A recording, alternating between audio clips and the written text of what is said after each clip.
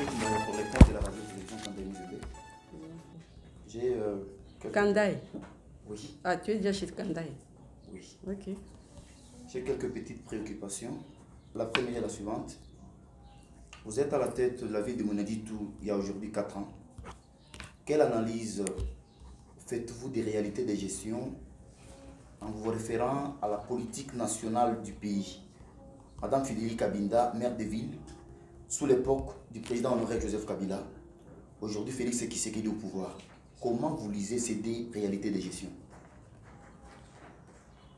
Deuxièmement, au nom de la courtoisie professionnelle, comment sont vos relations maire de ville, maire adjoint et agents de différents bureaux?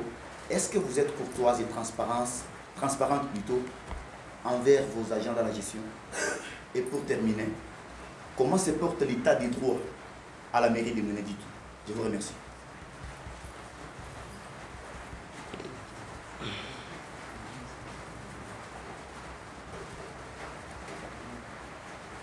L'état des droits seulement la mairie ou bien dans la ville?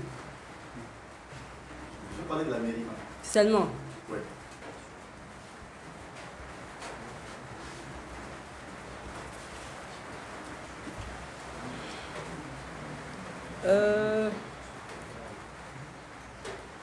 La première question est celle de savoir l'analyse que je fais en rapport avec la réalisation et la gestion des choses à l'époque du président honoraire Joseph Kabila et de l'actuel chef de l'État, son Excellence Félix Antoine Tshisekedi. La gestion par rapport à la ville? Par rapport à la ville ou par rapport au pays? Par rapport au pays. Disons,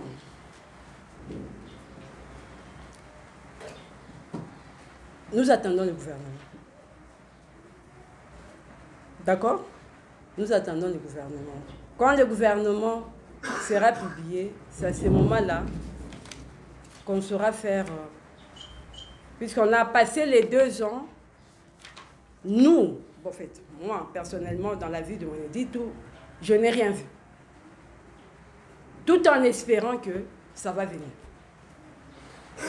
Ça va venir maintenant, on attend avec le nouveau gouvernement qui sera publié et on verra.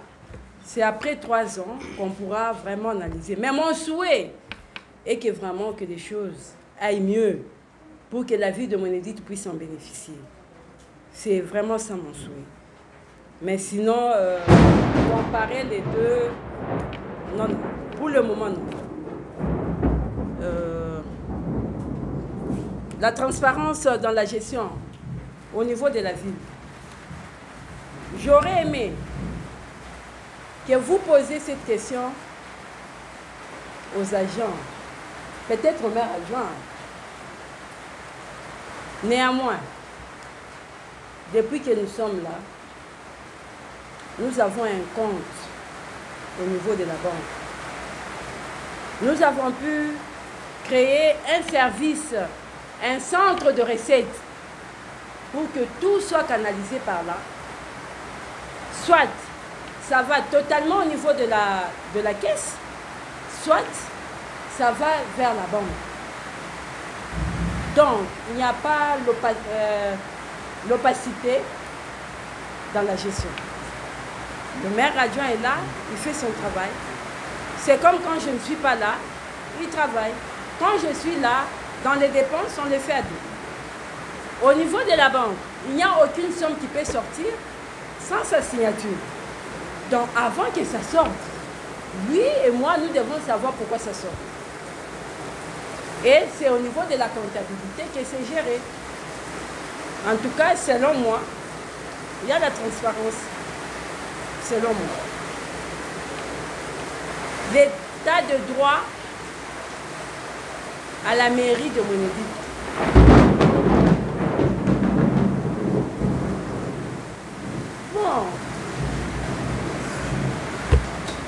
dans un état de droit, mais chacun a ses droits et ses obligations. Chacun fait son travail. Ce n'est pas une mauvaise interprétation de l'état de droit. Vous êtes là, vous êtes agent.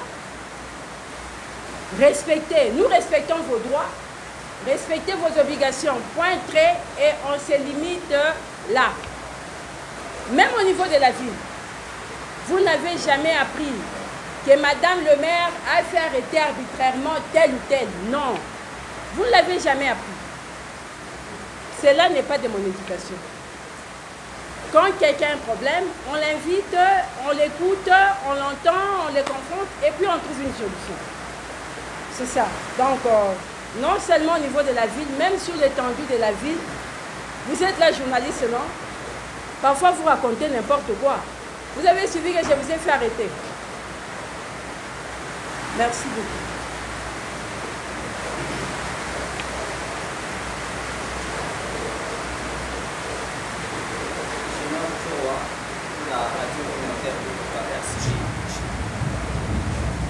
Madame le maire, le développement de la ville de Moneditou est lié à sa production.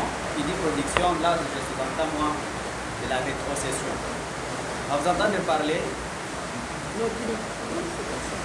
Bon, allez-y. Vous avez dit que ça fait autant d'années, autant de temps que la rétrocession ne vient plus pour la ville de Moneditou. Alors, ma question est celle-ci. Sans rétrocession, sans subvention, comment vous faites pour aller de l'avant, pour bien travailler pour cette ville de Moneditou? Merci.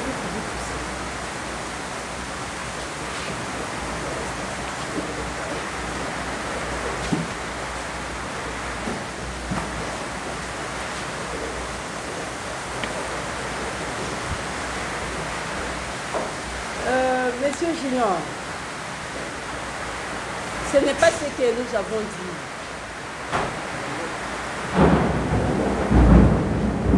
Le budget de la ville n'est pas seulement composé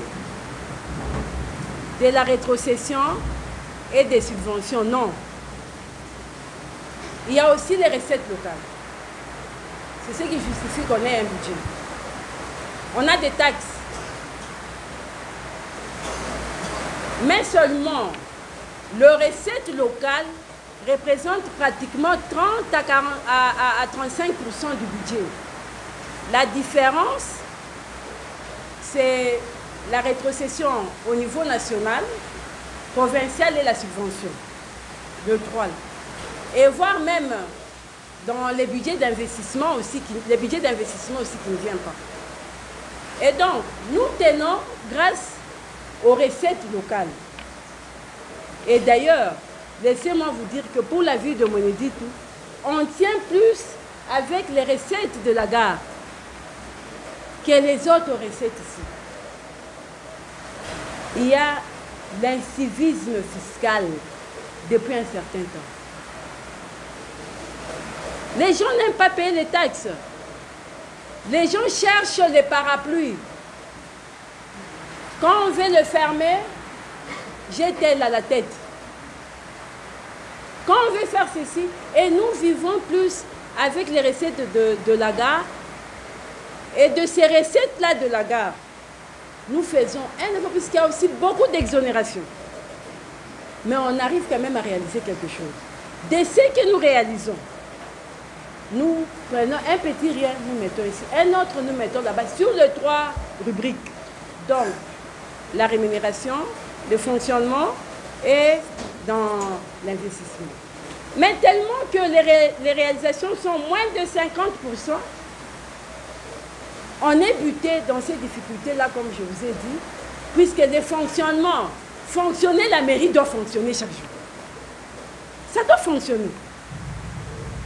Il n'y a pas moyen de dire, il y a tel besoin, vous dites non, on ne peut pas faire ces besoins-là, puisqu'on doit mettre les briques là-bas, non. Or, si on avait nos recettes, on pouvait réaliser l'exécution du budget, n'infise que même à 60-70%, ça pouvait nous permettre de faire face à tous ces besoins-là. Donc, la ville existe, la ville fonctionne, mais avec plus les moyens locaux. Laissez-moi vous dire qu'avant notre arrivée à la tête de la ville, le gouverneur Wekassange dotait de la ville de plus ou moins 12 millions de francs congolais en dehors des recettes locales. Mais depuis que nous sommes là, on a vu que peut-être 3 fois qu'on nous a donné une rétrocession. On a tellement forcé, c'était toujours ici à l'hôtel Carrefour, qu'on a pu nous donner 2 millions quelques, 3 mois je crois. C'était 3 mois. Avril, mai et juin. Donc on vit avec plus les recettes locales, mais avec une très grande charge. Des délégations que vous voyez venir là.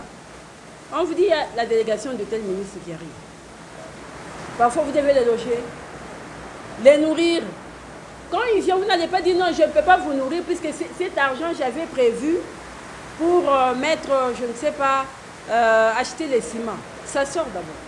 Demain, vous avez une autre délégation. Donc, c'est pour vous dire que les fonctionnements pèsent beaucoup. Or, les moyens sont... Vous êtes avec nous dans la vie de Monédito. La gare SNCC. Nous connaissons les réalités, non? Nous connaissons les réalités. Il y a une période où il y a entrée, une autre période où il n'y a pas entrée. Ce n'est plus comme dans les temps, matin, midi, soir, il y a des wagons qui entrent. Parfois, ça entre, ça peut entrer toute une rame ici. C'est pour Greg 7. Ça peut entrer, c'est pour le bien, je ne sais pas pourquoi, des histoires exonérées. Ceux qui entrent aussi pour notre compte sont perçus au niveau du centre de recettes que nous avons créé pour canaliser les recettes. Pour canaliser les recettes, nous avons fait ce travail. Ça n'a pas été facile. Le centre a été combattu. On ne voulait pas de ce centre-là. Mais moi, je dis, pour qu'on voie, puisque quand nous sommes arrivés, même pour voir l'argent, c'était difficile. Je me suis dit non. J'ai pris M. Capé, je l'ai mis là-bas, j'ai dit, je vais voir l'argent, soyez au centre là-bas. C'est comme ça qu'on a commencé à voir quand même quelque chose. Mais malheureusement, dans l'exécution, nous sommes butés tous aux mêmes difficultés. Toutes les 3 ou 4 entités. Et laissez-moi vous dire que la ville de Monédito, telle que vous la voyez ici, en principe, nous avons aussi des communes qui ont leur budget, qui doivent intervenir aussi sur leurs routes. Mais sans moyens, il faut intervenir comment? On leur donne 1,5 million. Peut-être pour la réalisation locale, c'est trop minime. Vous voulez... Bon, ils vont vivre comment? Ils vont mettre l'argent dans quoi? Si 1,5 million vient. Alors que leurs collègues à côté ici, ils ont 4,5 millions. Regardez un peu fois 3. Alors, c'est une difficulté. Nous avons déjà parlé avec nos représentants pour qu'ils puissent plaider aussi pour nous, pour que les fonds arrivent. Comme ça peut nous permettre de... Et il s'est fait que dans cette ville, nos amis de la presse, parfois ils font une confusion là. Ils pensent que toute la ville est sur notre dos. Non, c'est pas ça. Et il est temps de visiter tout le budget, même au niveau provincial et national. Il n'y a pas que la ville. J'interviens parfois sur les routes qui ne sont pas les nôtres. Qui ne sont pas les nôtres. Même là où je suis en train de canaliser, ce n'est pas notre route. Si je le fais, c'est puisque c'est une route qui... C'est devant la mairie. Il faut que cette route soit un peu stable. Il y a le camp qui est de l'autre côté. Beaucoup de visiteurs vont là-bas. Il faut la stabiliser un peu cette route. Mais elle ne me revient pas. C'est une route de la commune de Monédito. Moi, en principe, comme ville, je dois intervenir sur les routes intercommunales, comme centrale. Comme centrale, devant la gare. Mais combien de fois on a essayé d'intervenir, ça ne marche pas. Ça demande des engins. On ne peut pas faire de la magie. Vous pouvez crier. Mais on sait que nous sommes butés. Les autorités savent que nous sommes butés puisque nous écrivons, nous faisons des rapports. Mais les autres routes dans les communes, ça appartient aux communes. Aérodrome ne nous appartient pas. C'est pour la province. Kinshasa ne nous appartient pas. La numéro 1 ne nous appartient pas. Moi, si je dois intervenir, c'est intercommunal, ça veut dire une route qui divise les deux communes. Point très. C'est ça. Mais vous me voyez, je vais un peu là-bas, je touche, je vais un peu aussi. Non, ça me déstabilise aussi. Ça me déstabilise aussi. Mais parfois, quand vous ne comprenez pas ces choses, venez vers nous. Venez poser la question, pourquoi ça, pourquoi ça. On vous explique tel qu'on est en train de vous expliquer. C'est en réalité ça. Ne soyez pas là que pour voir la mairie. La mairie n'a pas fait... Non, c'est pas ça. Chaque entité a sa part ici, que ce soit le pouvoir central, provincial, la mairie, la commune. Mais voyez les canaux que nous faisons. Allez comparer avec les canaux qu'on fait en Mbuji-Mayi là-bas. C'est petit comme ça. Nous sommes à féliciter. Les gens ont pensé que nous étions financés. Les gens, ah non, comme on a arrêté tel, c'est comme ça qu'ils font des canaux. Non. On s'est sacrifié. Les agents sont là. Ils n'ont pas eu de primes pour faire ces canaux-là. Nous prenons du ciment chez Lynx. Allez demander à Lynx. Quand nous prenons, quand il y a entrée, ils coupent directement à la source. Les moellons, il n'y a personne qui nous les donne gratuitement. On achète. Nous avons demandé une fois les camions qui étaient venus de Mbuji-Mayi. Oh, peut-être que vous avez vu ça à la résidence là-bas. Ces camions pour une charge, puisque c'est un camion qui fait Mwenedi tout Mbuji-Mayi. Pour une journée seulement, il a si c'est $2000 par course ou $1700. Maintenant, quand vous les prenez pour une seule journée, or, les matériaux, on les prend à la main pour charger les camions. Que ce soit la latérite, que ce soit les moellons. Il n'y a pas une bonne chargeuse. C'est que pour charger un camion, les manutentionnaires là font une journée. Est-ce que vous pensez que ces camions-là, pas accepté au lieu de prendre sa course en gare, avoir $2000 par jour, et vous les gardez pour une course? Puisque c'est une benne aussi pour les déchargements, c'est mieux que ça puisse basculer. Et c'est un grand camion qui prend autant de charge. Ici, chez nous, quand nous prenons une petite charge, comme ça, des camions ici, ils nous demandent déjà presque 180 000 pour une petite charge comme ça. Mais nous prenons en haut là pour qu'on charge. D'abord, pour le charger totalement, ça prend toute une journée, puisque c'est à la main. Maintenant, il dit, si moi je dois travailler avec vous, et nous trouvons que c'est possible. Il nous demande $400. Et il vous dit, l'argent seulement, dès qu'il décharge, vous devez donner l'argent. Bon, la latérite, il faut prendre à main avec les bêches. Vous pensez pour charger ces camions-là, ça peut prendre combien de temps? C'est ça les difficultés que nous avons. Si nous avions le camion, n'infise que quelques engins, ça nous coûterait moins cher. Quand on a commencé à travailler sur la Chilomba là-bas, nous sommes allés solliciter les camions. Or, eux aussi ont loué les camions en Mbuji-Mayi. Qu'allons-nous faire? Ils ont fait que si c'est 6 ou 7 jours, ils devaient aussi retourner les camions. J'en ai profité pour qu'on me prenne seulement. Ce n'était pas gratuit. Qu'on me prenne quelques latérites qu'on a mis au niveau de Kaléja et tout ça. Ils m'ont dit non, nous partons, nous allons revenir. Prendre les peu de matériaux, mettre là-bas, c'est créer là-bas. Et c'est comme ça qu'on fonctionne. La ville, c'est une ville. Toutes les conditions doivent être réunies. Office des routes, OVD, tout doit être réuni. Voilà les difficultés auxquelles nous sommes butés. Madame le maire,